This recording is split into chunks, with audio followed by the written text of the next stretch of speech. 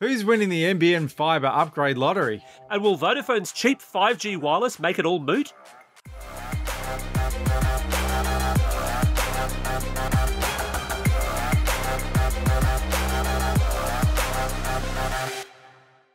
Vertical Hold is proudly brought to you by Aussie Broadband, changing the game with their award-winning network and Australian-based support.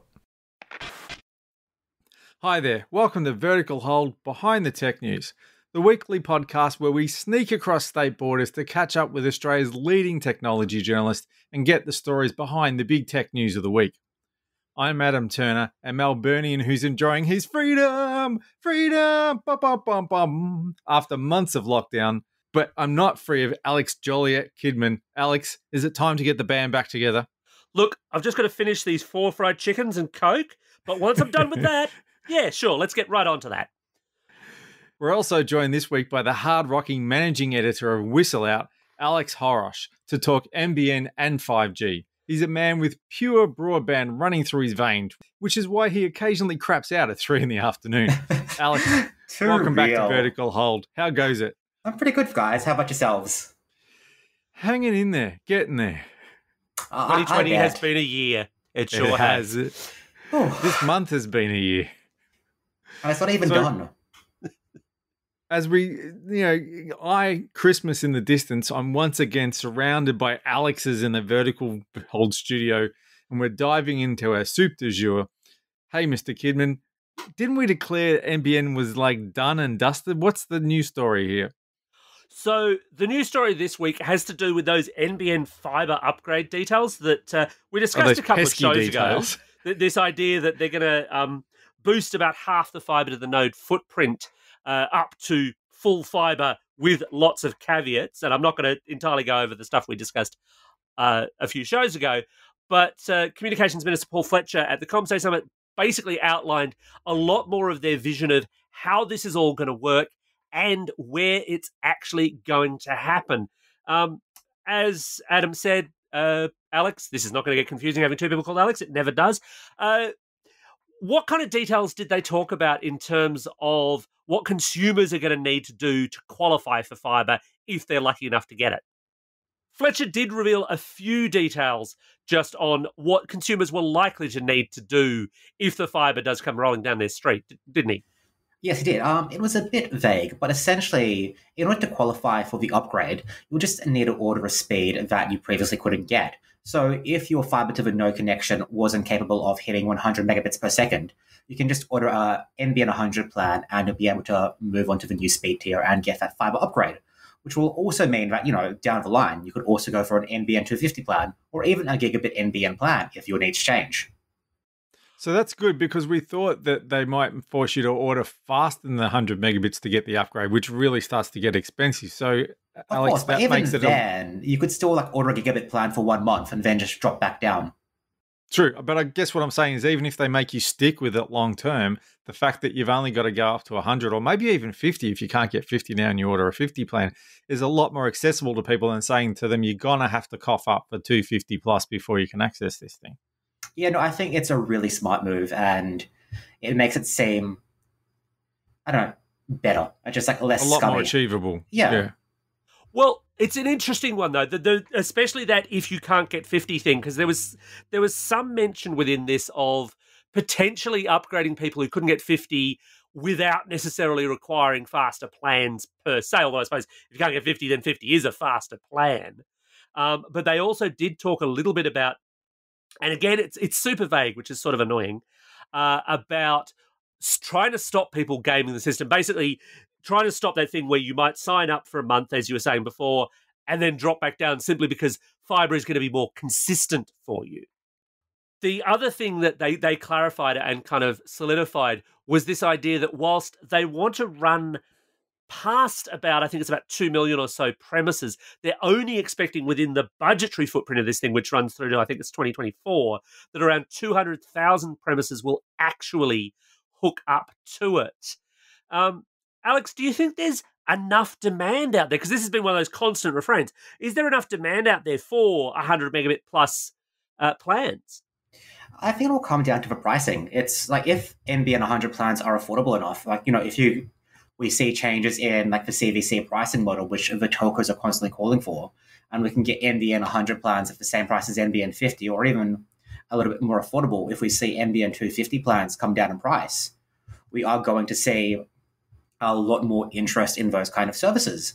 And I mean, like, even with gigabit plans, we've already seen more interest than expected. Like, consumers are searching for these plans. They want to sign up for these plans, but they just might not be able to. And, as, we get new consoles like the Xbox Series X and the PlayStation 5, game downloads are going to get bigger. So a fast connection makes sense. We've got to keep going forward in terms of other like technological advancements, and they're just like faster and faster internet's going to become more and more useful. I know that some ISPs have recently been forced to either put up their prices or drop their speeds a little bit, like switch from 140 to 120 because of the pricing model on the NBN. Are you seeing that have much of an impact on the plans that people change? Are people getting that and then saying, well, I'm going to go up, or I'm just going to wear it? Or what sort of impact's that having on the market? Aussie Broadband's been the main provider that's had to shift its pricing around so far. Yeah. And we haven't seen too many other telcos follow suit yet, but there is a question of what happens when the CVC boost runs out, which the NBN Co has confirmed they will start to phase out shortly. And unless they decide to extend it for a third or fourth time, so it's highly possible they'll turn around and change their mind. Yeah. Yeah. So recently they said the plan was to like phase it out over in a gradual system where they won't take away the entire discount immediately. So it does seem like it's coming to an end, but it'll be a staggered end. So to get back to this price thing, though, NBN Co's sort of in a bind position because of the whole commercial nature of the business. Do you think people will go for faster plans if the prices don't change because NBN Co's not in a position where it feels it can change? I guess it depends on the customer in question. Like, we are seeing people sign up for gigabit plans right now. And gigabit plans clearly won't be as widely signed up to if they're not affordable. But that doesn't mean there isn't demand for them. And that doesn't mean that there shouldn't be an option to more Australians. What kind of prices are you expected to pay for a big gigabit plan? Because, I mean, you're normally paying, somewhere between 80 and $100 a month, maybe for 100 megabit download speed. You guys would know better than I. So, but what do they want for gigabit? Gigabit plans tend to sit at the highest end of the NBN pricing spectrum. Around 150 per month is kind of the ballpark, like what you're looking at from a more premium provider such as Aussie Broadband, Optus, or Superloop. Yeah. If you drop down to NBN 250, you're looking more at about 130. And the thing is, there's still not a great deal of competition in that space. It's not the case that every single NBN provider has NBN or provides NBN gigabit plans. And again, the CVC monster rears its ugly head and says, well, there's a reason for that. The other thing sorry. Because even if you look at gigabit NBN plans right now, most telcos are being very conservative in their speed estimates. Telstra and Optus and Superloop all say that the plans only have typical evening speeds of 250 megabits per second, which is, a quarter of the maximum potential. The other thing that Fletcher actually revealed, though, was the first sets of suburbs that are actually going to be capable of getting this fibre upgrade, because it really is important to note. It's not the case that they've announced they're going to replace all of the fibre to the node network. And of course, they have to start somewhere. And to give it a really, really quick rundown, if you're in New South Wales, it's Belmont North, Charleston, Toronto, Carramar, Castle Hill, Holsworthy, Liverpool, or Wetherill Park. Lyndhurst and Narrawarren in Victoria, Acacia Ridge, Brownplain, 8 Mile and Oxford in Queensland, Osborne in South Australia, or Caddington or Doubleview in Western Australia. Those are your lucky suburbs, or I guess that's where you might want to start looking at renting a new apartment sometime soon. Now. Where do we think they got that list from? Did they say it's where they think people want to spend money, or is there a technical reason why they're going for those places? Because they're not like they were early NBN areas. I haven't heard those names come up before. They haven't really said. Castle Hill in Sydney is not that far from where I am, and as I was, as I've been following the NBN rollout over the years, it was actually relatively early in the rollout of fibre to the node in Sydney. Like one of the first places that started to get NBN rolling out from memory was Castle Hill. So maybe they've just looked at it from the perspective of, we've got lots of data and we know what maybe the complaint volume is there, or the desire for those faster speeds could be there, but they haven't actually kind of unpacked how that goes. It does feel a little scattershot, and I suppose it does raise that concern that come 2024, we're still going to have large proportions of that network on fibre to the node. Alex, do you think that's a big problem, looking forward a couple of years? I think one of the interesting things is that these net upgrades aren't going to affect fibre to the basement, because NBN Co tends to wrap up its FTTN and fibre to the basement footprint in the same figures a lot of the time. So while people, I guess fibre to the node's a much bigger problem than fibre to the basement. But then you still have this very two-tier NBN system where even if a majority of fibre to the node gets replaced, you're still having people in apartment blocks who are limited to 100 as a max. And 100 as a max right now isn't that bad. But, in a few years, what is that going to mean? But isn't everything beyond the basement not NBN's problem? Isn't that the building owner's problem, which is part of the problem? Yes, this is... I'm not 100% sure. I guess in a fibre to the basement setup, technically. But that doesn't mean it's ideal. Oh, no, it's not ideal by a long shot. But I would think the same way that, the telco is responsible for up to the first phone socket in your house, and then it's your responsibility to get it around your house. I would think with fibre to the basement, they're responsible for getting it to the basement, and then the wiring that gets it around to the individual buildings may not be under the NBN's jurisdiction. I'm not sure. Yeah, I can't say either. I guess the problem comes as to what you can actually do with that, though. If you've got fibre to the basement and it's expecting to meet copper for that last piece, can you, in fact, as a body corporate, I suppose I was going to say individual, but it'd be a body corporate, can you actually elect to run fibre to that or not? Genuinely, I don't know. It's an interesting research thing. And this does bring us on to the alternative connection technologies, because they also said a little bit about HFC this week, didn't they, Adam?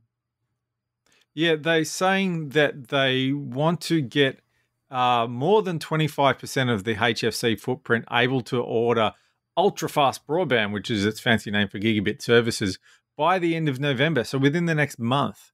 And they reckon that by the end of next year, nearly the entire HFC footprint should be able to order gigabit cable, which is impressive because they've talked about this for a long time, and you sort of got the idea it was coming in snippets, but I didn't appreciate that they really had the idea that they could roll it across the whole network so quickly. Yeah, it's an interesting one. I mean, look, I'll admit with self-interest, I went and, as soon as they announced that, I went and looked for my own home office, and sadly, no. Although, look, I shouldn't speak. I am in the privileged position, as anyone on HFC actually is. You've had access to quite good broadband by Australian standards for a long time now. Same here. Yeah. And I'm sitting on a 250, but I'd gladly chuck in the extra money for gigabit because I could use it, and I could use it in a business sense. We've kind of already talked around the expense part of it. And of course, I think, Adam, the other reason why this has been a bit of a challenging one is, of course, HFC, when NBN Co bought it, was both Telstra and Optus cable, but to the best of our knowledge... that's not a problem. Fletcher and Turnbull told us that the Optus cable network was fine. There was nothing to worry about. I clearly remember them telling us we were crazy for saying that maybe you might need to ditch that network because it's crap. Well, this would be the same Paul Fletcher. Weird. So you weird. Remember the same conversation, do you? Yeah. This would be the same Paul Fletcher who this week said, and I swear I'm not making this up, that the coalition had taken the politics out of the NBN. I needed that. I think we all needed a good laugh in 2020. In a speech in which he also talked about how... I did not know he was doing stand-up. Yeah, in a speech in which he also talked about how the Labour goals were like Soviet tractor goals. So he took the politics out of the NBN for a good 5 seconds. Yeah, maybe not 6. political at all. 5 seconds. Not political at all. The worst. They are the reason why we're in this mess in the first place. And to turn around and have the nerve to say they're the ones who took politics out of it when they're the ones who brought politics into it in the bloody first place is just outrageous. I did comment last week about us not becoming a political podcast, but it just seems to keep happening. That's not even politics. That's just common sense, though. I mean, when we start to get into Trump stuff, that's politics. But this is tech. Don't go there. They are the ones who turn tech into politics, not us. They are the ones who politicized it and, crippled the whole damn thing just for the sake of politics. It's insane.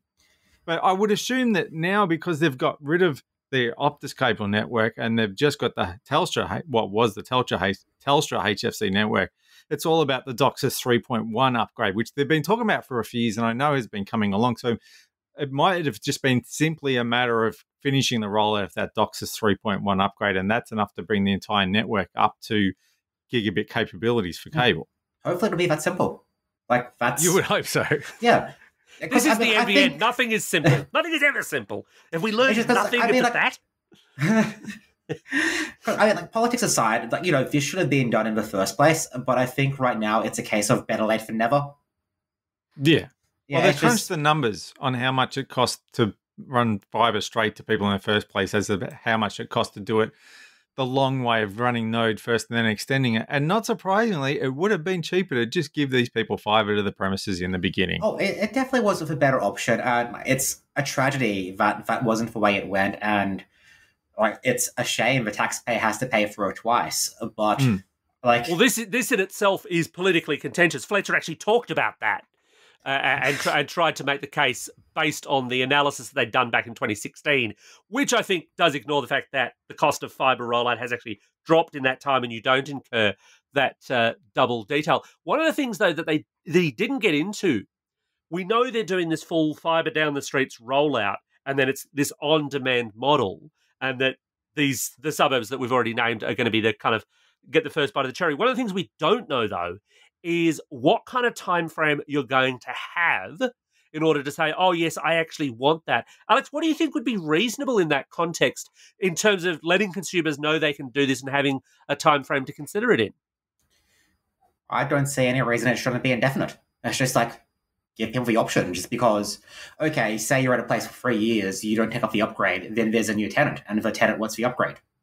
But it can't last forever because the NBN won't be owned by the government eventually. You can't expect whoever owns it in 10 years' time necessarily to honour this agreement. So I think they will have to have some kind of window on it. And there's only so many physical people on the ground that you can have within an area as well.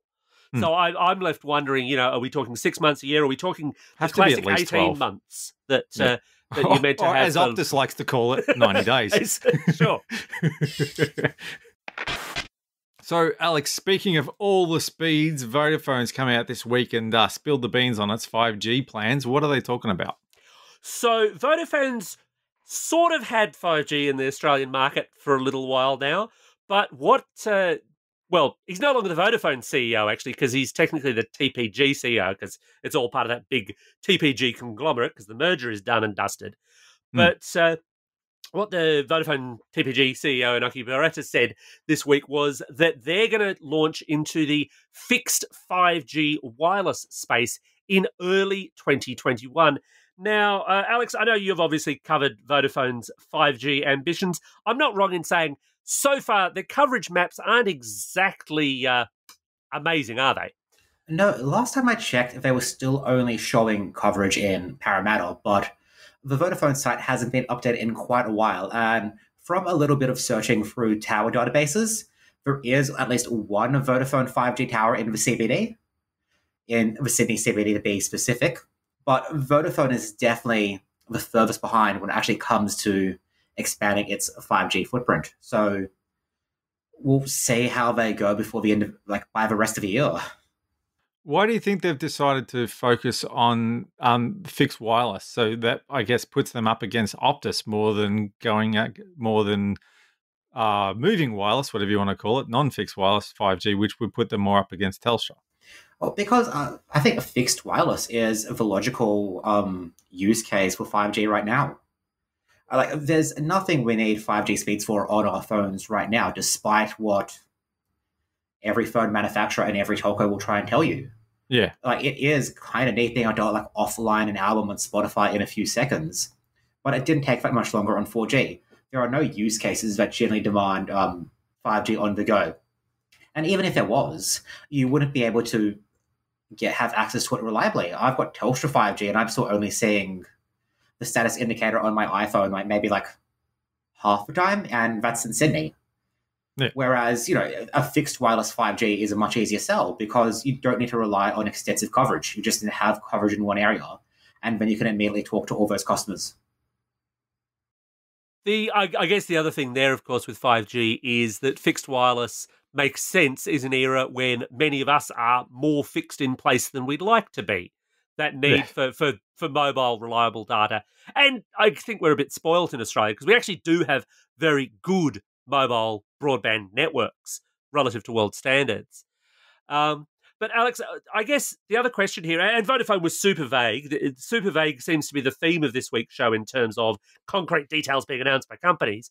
But Vodafone were vague about the details because clearly they're still deciding on them. But do you think that fixed 5G thing matters so much in an era where, in fact, an awful lot of those mobile plans, we're now seeing some really insanely large data inclusions?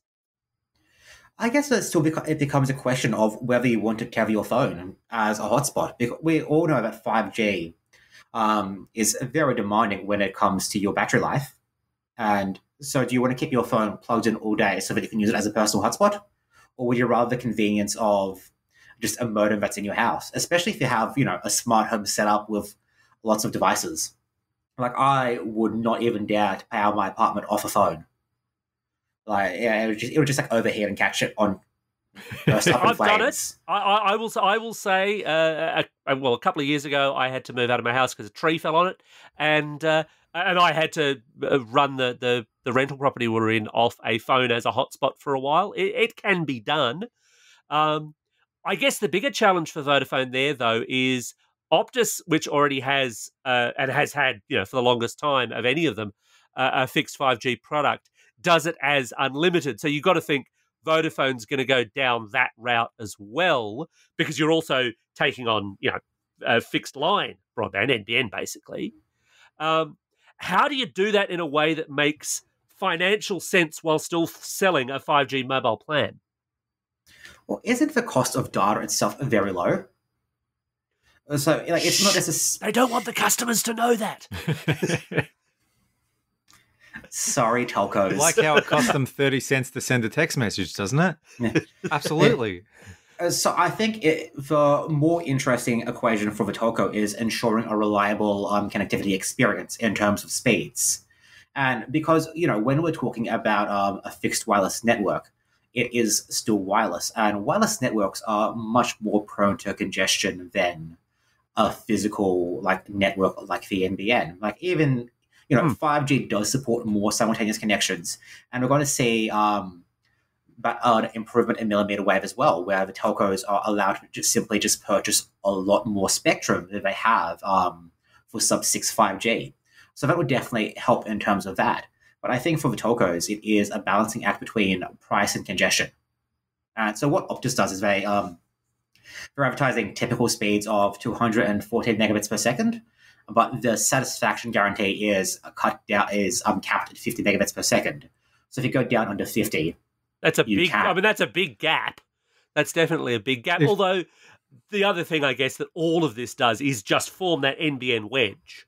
Because even as they were announcing this, Vodafone was at pains to kind of say, look, we're not putting this as an absolute NBN competitor, even though it's an absolute NBN competitor. That's my paraphrasing, not their statement.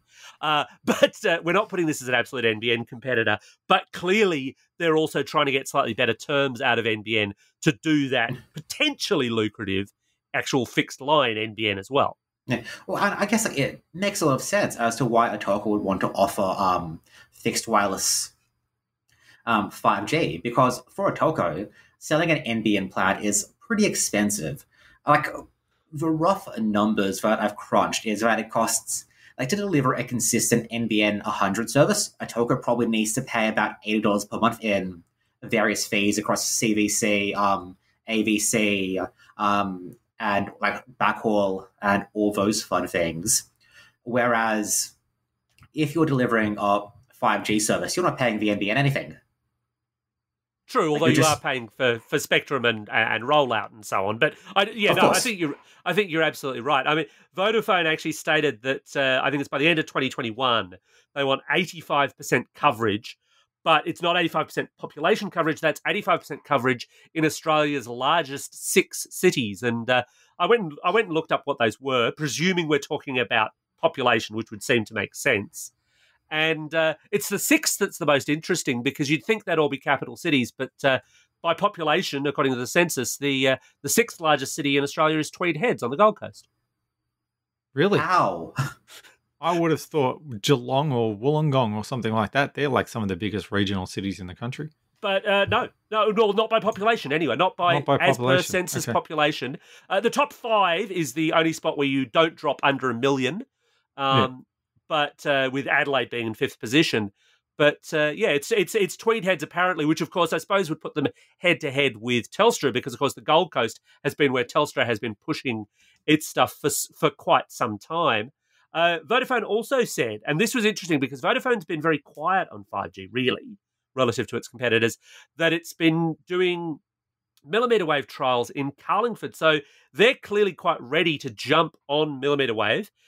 Alex, you brushed on this earlier as well. How important do you think that millimetre wave story is going to be for telcos and consumers, given that, and again, we've discussed this before on the podcast, so few millimetre wave devices are actually out there in Australia right now?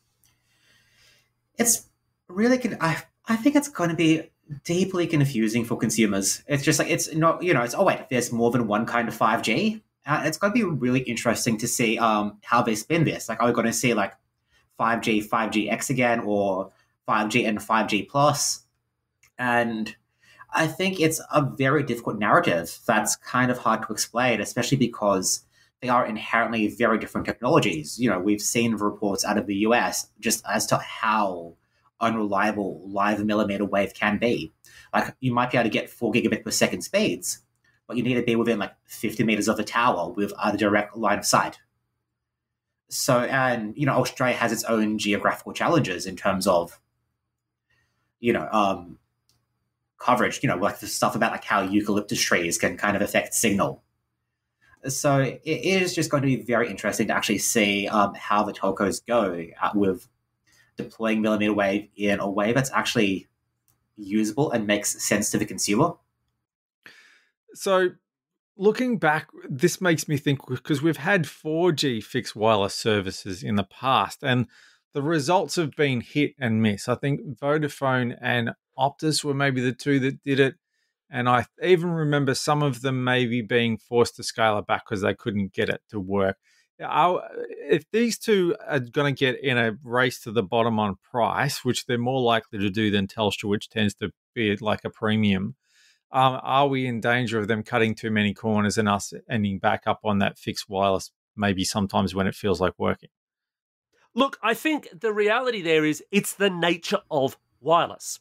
It's always going to fluctuate because that's the nature of wireless transmission signals. And look, Vodafone and Optus aren't the only ones. There's some small players that do almost a kind of public Wi-Fi broadcast style thing that they've been selling for a few years to customers who couldn't get above a 12 meg NBN connection, or were in that service class 0 problem zone that I think a reasonable number of consumers probably still are in at this point. But it's always going to be the nature of those kinds of services. And again, Optus has said more because it's been in this market for longer. But I recall chatting to Optus about their 5G and about how they do the provisioning and making sure people are getting enough bandwidth to go around. So in one sense, it's a popularity problem. If you were the only Optus or Vodafone or Telstra 5G fixed wireless customer in your area, you'd probably be going gangbusters. Same as it was actually, going back many, many years, if you were an early HFC cable customer. The speeds were actually very good then, and then everyone got it in your area, and they went really, really far downhill. Wireless is exactly like that, and there's only so much within the spectrum that they've got that they can do to manage that. As our data usage goes up, that's going to become more problematic. But that, again, is where millimeter wave maybe saves the day. Yeah, no, it'll be really interesting to see because, like, as you say, it's a popularity problem. And, one of the options is shaping, what Optus plans to start shaping some of its 5G plans later this year. So you'll be able to like opt for a 100 megabit service or an uncapped service. So if they're offering something at a lower price, it is going to come with some restrictions. So that may help manage the data on a network perspective and try and provide a more equitable experience for every Optus customer. Like, you can get uncapped 5G, but only if you pay for it. And this is a route we've seen European telcos go down. They have multiple tiers of like unlimited phone plans, I believe, in Finland, like no matter what, whether you're looking at 4G or 5G, but then what you're paying for is your speed. You can get a 5 megabits per second 4G plan, a 50 megabits per second 4G plan, 100 megabits per second 4G plan, 250 megabits per second 5G plan, or an uncapped 5G plan. So, as the data wars continue to intensify, it's possible that's an option Australian telcos could go down, where everything is unlimited. You're just picking your speed. Because Australia is a bit unusual in that we've always had this obsession with data caps. And I remember when Telstra would have you on ADSL with a 200 meg data cap. And people from other countries, like America, never really did that, did they? We are sort of the odd ones out with that model. I guess the interesting thing about American data caps or unlimited plans is that they're pretty much the same as Australian unlimited plans, in the sense that, okay, you still, like, if you get your T-Mobile plan, you might have a 35 gigabyte primary allowance. But if you go over that, you're then going to start experiencing capped speeds, in the same way that with Vodafone's new plans, if you go over your 50 gigabytes, you're going to get capped to 1.2 megabits per second. There is a crucial difference here, however, to be fair to Vodafone or Telstra, because they do a very similar kind of offering, which is that the speeds you get capped at on those US unlimited plans, which they've had for way longer than we've had unlimited plans here in Australia, are often 2G style speeds, like really awful. I've done this a few times going to CES, picked up an unlimited SIM, which in actuality only had like 2 gig of data on it, which if you're only sending text is okay. As soon as I was sending video, it became a bit of a pain point. And I could tell the moment I'd actually hit that limit, because it suddenly went from, I work, to, look, I basically don't. Yeah, no, like unlimited in the US is a big lie, and Rod Sims would not stand for it. Yes. Sim smash. Well, that just about wraps up another episode of Vertical Hold. Thanks to Alex for joining us for the show. Thank you so much for having me. It's always a pleasure. Alex, now is your time to plug your publication, your social media accounts, and your favourite sandwich spread. Go. So I'm the managing editor of Whistleout Australia, which is whistleout.com.au. You can follow me on Twitter at _Choros, which is CHOROS. And my favorite sandwich right now is Cavalier's Deli Spesh, which is a St. Leonard's specialty. Ooh. Very fancy, very fancy. And as always, you can catch us online at verticalhold.au on Twitter, at verticalhold.com.au on the web, or on the Vertical Hold Facebook page. And as always, thanks everyone for tuning in. We really appreciate your shout outs on social media. Drop by, say hello, and remember to leave us a review on your podcasting platform of choice to help us spread the good word.